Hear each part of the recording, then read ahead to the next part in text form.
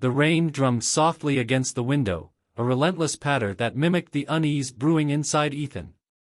He stood in the living room of their modest apartment, the faint scent of coffee still lingering in the air.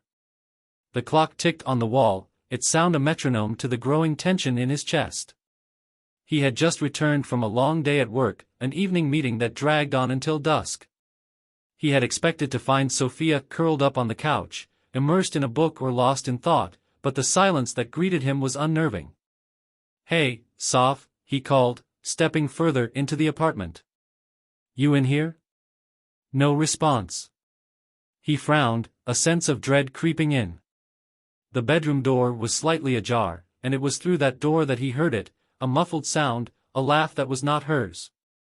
His heart raced, each beat echoing louder than the last.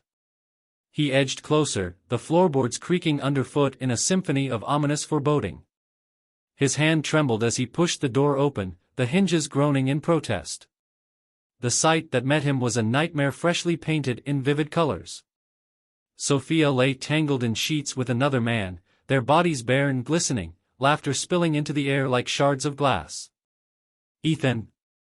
Sophia gasped, her eyes wide with shock, a deer caught in the headlights of his disbelief. The man, equally startled, scrambled to cover himself, his face a mask of confusion. Ethan's breath caught in his throat, a strangled sound escaping as the world around him blurred. The reality crashed in waves, each one more suffocating than the last.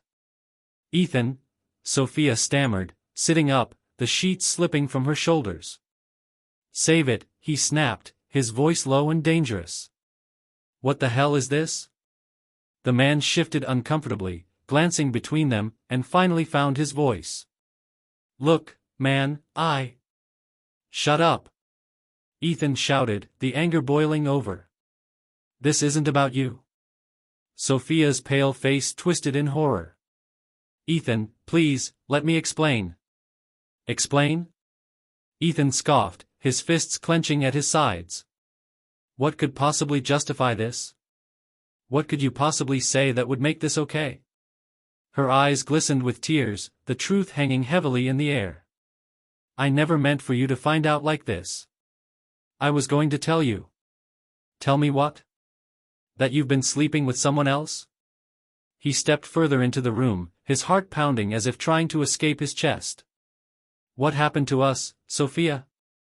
"Ethan, it's not what you think," she pleaded, her voice rising in desperation. "It was a mistake." "A mistake," he echoed, the bitter taste of betrayal coating his tongue. "This isn't some minor slip-up, Sophia. You're in our bed with another man." The man, realizing the storm brewing in Ethan's eyes, began to inch toward his clothes, but Ethan's attention remained fixated on Sophia. She looked so fragile, her cheeks flushed with shame, but there was a darkness swirling in her gaze that sent chills down his spine. "Why?" he asked, his voice quieter now, almost a whisper. "Why would you do this to us?" "It's complicated," she answered, her tone shifting as if she were trying to defend the indefensible. "You've been so distant, and I felt alone." "Alone?" The word sliced through him like a knife. "So you decided to seek comfort in another man's arms?" "I didn't mean for it to happen." She stood, wrapping the sheet around her, a makeshift armor against his judgment. "We've been drifting apart, and I didn't know how to reach you." Ethan shook his head, disbelief washing over him. "You could have talked to me. You could have tried." "I tried," she shouted back, the frustration rising. "But you were always so wrapped up in your work. I felt invisible." He took a step back, the weight of her words crashing over him. "Invisible? So this is my fault?" "No. That's not what I meant." She ran a hand through her hair, the gesture both desperate and defeated. "It's just, everything became so overwhelming." "Overwhelming?" he echoed, incredulous. "Cheating on your husband is overwhelming?" "I didn't think of it like that at the time," she said, her voice trembling.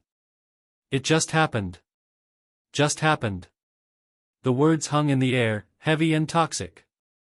Ethan turned away, his heart racing. He couldn't look at her, at the woman he thought he knew. You're telling me that this was some sort of accident? It wasn't planned, she insisted, stepping closer, her eyes pleading. Ethan, please. Don't, he snapped, cutting her off. I don't want to hear your excuses. You've shattered everything we built together. The man, now fully clothed, awkwardly shifted from one foot to the other, glancing at Sophia as if waiting for direction. Maybe I should. Get out, Ethan said, his voice cold as ice. Now. Ethan, please, Sophia begged, her voice cracking. This is between us. Don't make this worse. No, it's not just between us. You brought him into our home, into our life. His chest heaved with anger, and he glanced at the man, who was still lingering awkwardly by the door.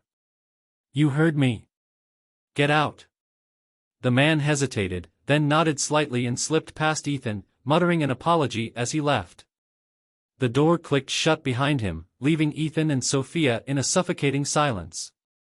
Ethan turned back to her, the silence stretching between them, filled with unspoken words and the weight of betrayal. What do you want from me, Sophia? I want you to understand, she said, her voice barely above a whisper. I never wanted to hurt you. I was just lonely. Lonely? He shook his head, disbelief etched on his features. You didn't think of me when you were with him? I thought about you, about us. I thought about what we used to be, she replied, her voice trembling. But it felt like you were slipping away, and I didn't know how to hold on. The raw vulnerability in her gaze flickered like a dying flame. Ethan felt a pang of something. Was it sympathy? Or was it just anger? And you thought sleeping with another man would make me come back to you? No, she exclaimed, stepping towards him, the desperation in her eyes undeniable. I thought maybe I could drown out the loneliness. I didn't think. Didn't think what? He challenged, his voice rising again. That I would find out? That you would shatter my heart in the process? I never wanted this, she cried, tears spilling down her cheeks. I loved you, Ethan. I still do. But I felt so lost. Ethan closed his eyes, the weight of her words crashing over him like a storm. They had built a life together, dreams woven into the fabric of their shared existence. And now, those dreams lay in ruins at their feet. He opened his eyes, the fire of anger still simmering beneath the surface. What do we do now? Can we even come back from this? I don't know, she admitted, her voice small. But I want to try. I'm willing to fight for us. Fight? He laughed, a bitter sound that echoed through the silence. How do you fight for something that's already broken? I don't know, she whispered again, her hands trembling. But we can't just give up. We owe it to ourselves, to what we had. What we had, he echoed, his voice laced with pain. How do you expect me to forget this? To believe you again? Sophia stepped closer, her eyes searching his. I'll do whatever it takes. I'll prove to you that I can change, that I can be better. Ethan felt a flicker of hope amidst the turmoil, but it was quickly extinguished by the memories of laughter and love now tainted with betrayal. I don't know if I can trust you again. Trust is something we can rebuild, she said, her voice steadying. But it starts with honesty. I'll do anything, Ethan. Just please don't walk away. I don't know if I can stay, he replied, his voice heavy with indecision. This hurts too much. Then let me help you, she pleaded. Let's figure this out together. I'll be honest with you. I'll open up about everything. He studied her, the woman who had once been his everything, now standing before him in the ruins of their love. What if I can't forgive you? Then we'll take it day by day. I'll show you that I'm worth it, she said, determination flaring in her eyes. I'll fight for you, for us. Ethan's heart ached, torn between the remnants of love and the bitterness of betrayal. I don't know if I'm ready for that. Then let's take it slow, she offered, her voice softening. We can start with small steps. Just, please don't close the door on us. He took a deep breath, weighing her words against the chaos of his emotions. The rain continued to fall outside, a steady rhythm that matched the uncertainty in his heart. "I need time to think." "Take all the time you need," she said, her voice barely a whisper. "But please don't leave me." Ethan turned away, the weight of her gaze heavy on his back. The path ahead was shrouded in darkness, but somewhere within the shadows, he felt the faintest glimmer of hope. As he walked towards the living room, he couldn't shake the feeling that the storm was far from over. If you were in this situation, what would you do? Tell us in the comment box, and thanks for watching.